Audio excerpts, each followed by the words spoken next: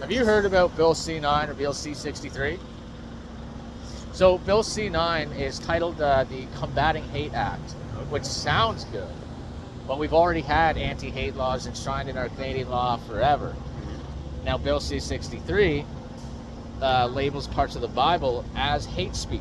So now if you are out in public and you quoted the Bible, that's a hate charge. I was seeing a lot of that online. Yeah. Yeah, it's weird. So Bill C9 also, the definition of hate in it is just synonyms for the word hate. So it basically says, what's hate? What can be defined as a hate crime? Hate. So anything the government's deciding to label as hate can now land you in prison or at least a charge. It makes, because there's a girl that was making a tweet about something in America, but a different country. Now she's in jail. Yeah, okay, so... And it wasn't even the same country, it was a tweet. Oh, hi. They took her private WhatsApp information, too. Really? Yes. So I'm hearing that's happening, too. They're taking your phone. Thank you. So the thing I'm worried about is in Britain, it's been used to imprison over 3,000 people each year for online posts, and primarily against the victims of violent rape. Because there's a woman, this is the same example I use all the time. And thank you.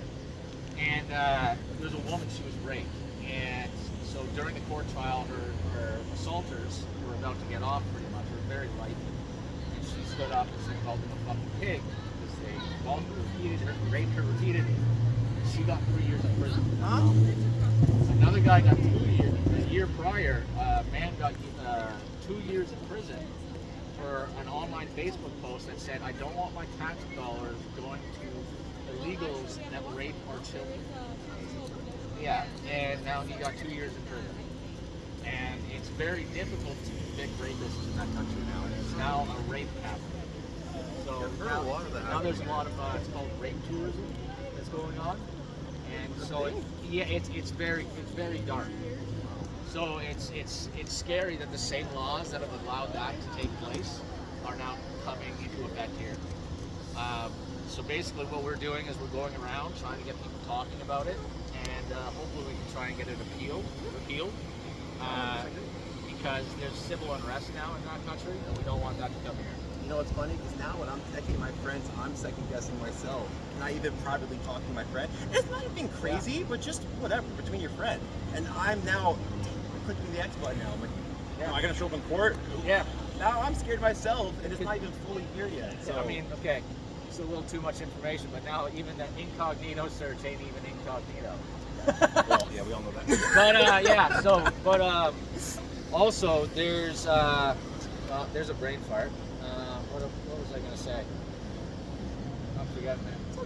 But is there anything you would want to say about this, or is there any action that you think that people should take? I feel the problem is taking action is going to get us in more trouble. Yeah. If you look at certain parts of history in the world of different countries, China, for example, Tiananmen Square, I believe. Yeah. Look what lots of unruled deaths and murders for just simply saying, hey, we want our rights, you know? So have you heard, so basically they've been offering immediate full citizenship to young men that want to come here and join a military force, though it's separate from our actual Canadian military. So this seems very scary when they have their own barracks, their own training facility, and they're being armed, when they have none of our values. So to me, it seems like they can use that to quash any protest. Meanwhile, they're cracking down. I don't know what to feel about gun rights, but when it comes down to it, the only way that people can defend themselves from a tyrannical government is by fighting back. So it's like when they're taking away gun rights, they're arming foreign people to. It seems like they're going to quash any protest. It's a very scary time. And a lot of people were just walking by, la-di-da-di-da, and people just aren't aware.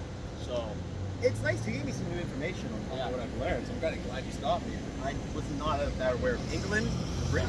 I knew it was getting downhill, but I didn't know it's that. Similar in Sweden's even. Sweden's military has no-go zones. Their own military won't go in. It's called congruent societies, where they're living. Basically, they brought their own country here, and now in certain regions they're just living by the old laws. And that's actually happening in certain areas here in Canada, like Mississauga. They actually were making a petition to separate from Canada.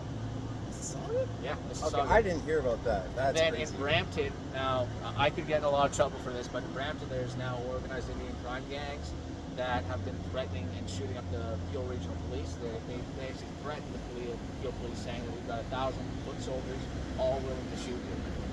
And it's like, look, I've had my run-ins with the police in my past, hopefully only my past, and when it comes down to it, they're the ones that signed up to defend us.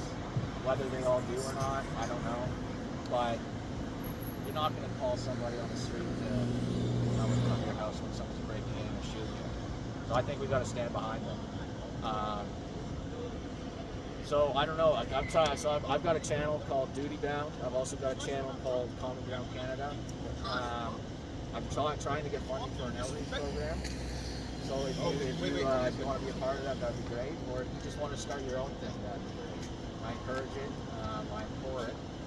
And it's been very nice talking to you. Thank you very much. Are you posting online? Yes, That's it's going to be on okay. YouTube. Yeah, that's okay. Yeah. Just wanted to ask. That's all. Okay. All right, pleasure meeting you. Have a good day.